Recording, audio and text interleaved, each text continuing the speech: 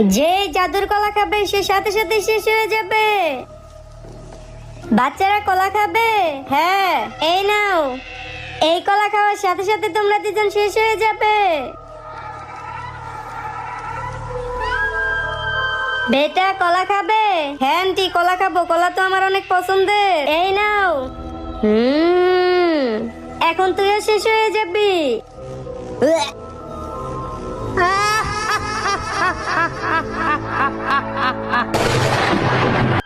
সবাই সতর্ক হন, মহল্লায় কলাওয়ালি রাক্ষসী চলে এসেছে।